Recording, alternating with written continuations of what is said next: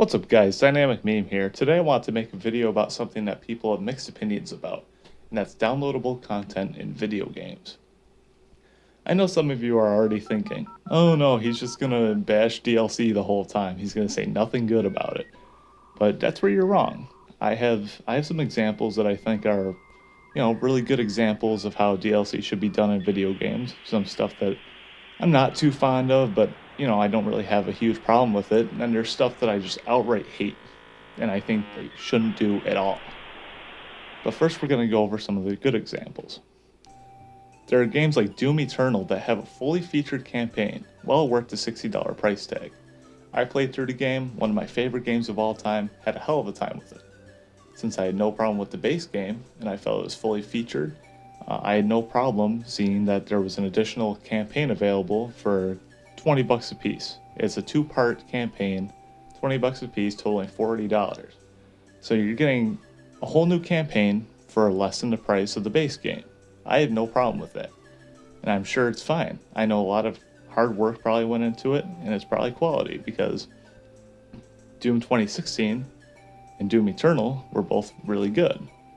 So it's an example of a good piece of DLC that isn't garbage, no scammy garbage, no bullshit, right? Years ago, Left 4 Dead did this even better by releasing a bunch of new maps to the base game on PC for free. They tried to release it for free on Xbox as well, but Microsoft didn't allow free DLC on their store, so, it is what it is. But not only did you get a fully featured game, you got free additional content in the future, so that's really good support, and that's something I wish that more games would do. And there's other good examples about DLC, like Red Dead Redemption's Undead Nightmare, and BioShock Infinite, Burial at Sea, and The Witcher 3, Blood and Wine. I could go on all day with examples, but we don't really have that kind of time. Character customization is a big aspect in a lot of video games, whether it be armor pieces, clothes, gun skins, you name it. I love to customize my characters and loadouts to fit the theme of my PC setup. I mean, just look at my Counter-Strike and Call of Duty characters. They're perfect. They fit it very nice. But you know what's not perfect? The fact that I had to pay money for this. So I was very lucky to find weapon skins in CSGO that fit my style for pretty cheap. Although the Miami skin for the new character costs $14, but it's better than being up against the odds with the CSGO crates where it's $2.50 a piece and you rarely get what you want. But the other alternative is going to the community market, and sometimes what you want is multiple hundreds of dollars. Like, look at these Miami Vice gloves that I want.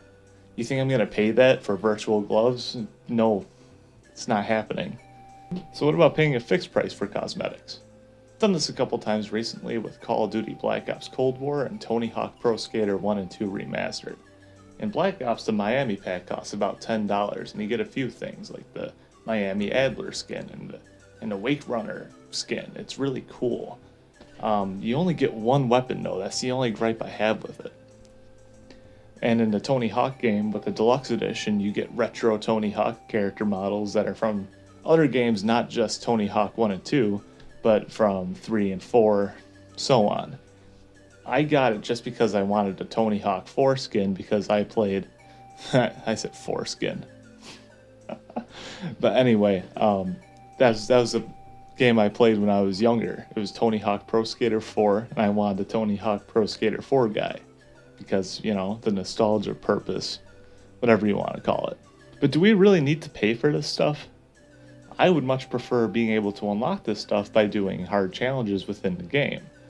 It's kind of like the Gold, Diamond, and DM Ultra skins in Call of Duty. You can level up your gun, and you could get the camos, and once you unlock all the camos and all the certain weapon categories, you get the Gold, Diamond, and DM Ultra, which just signifies that you are super good at the game, you are a master in all the weapon classes, and that you just own epic style. But I kind of understand why they make some of these cosmetics paid. It's because dumbasses like me buy this shit. Okay? If I didn't buy this stuff, they wouldn't have a reason to sell it. So I guess it's partly our fault for buying this stuff. We're buying into this garbage and they just keep selling it to us. But now let's dive into some garbage that I really hate. DLC characters in fighting games. Some of you may know I'm a fan of fighting games like Super Smash Bros. Melee and Soul Calibur 6. Fighting games used to be where you would go to the arcade, put a quarter in, and you would play the character you want. No problem, no fuss. If you wanted to hold a tournament, you would just go to the arcade.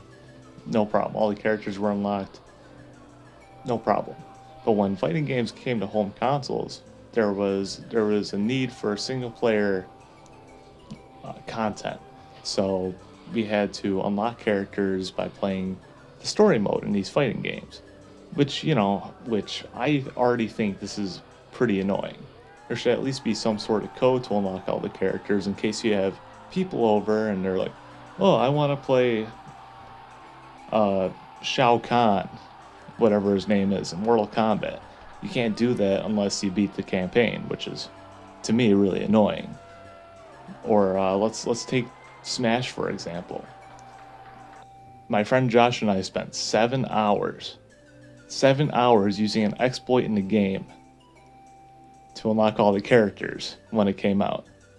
So that, if we had people over, they could just choose the character they want. We exploited the game for 7 hours. It took 7 hours with an exploit. Like, damn. If I wanted to have people over and just play the game right out the box, it's impossible. You can't.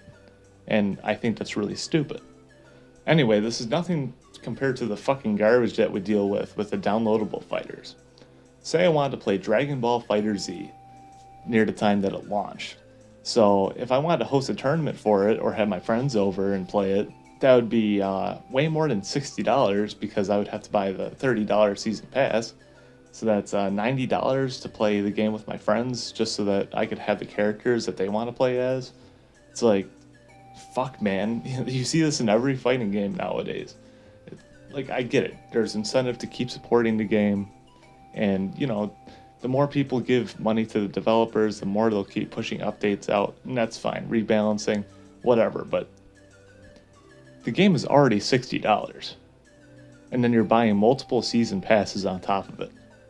If you wanted to play Street Fighter a couple months after it came out, let's see, you would buy Season Pass 1 and Season Pass 2, so you could get those characters.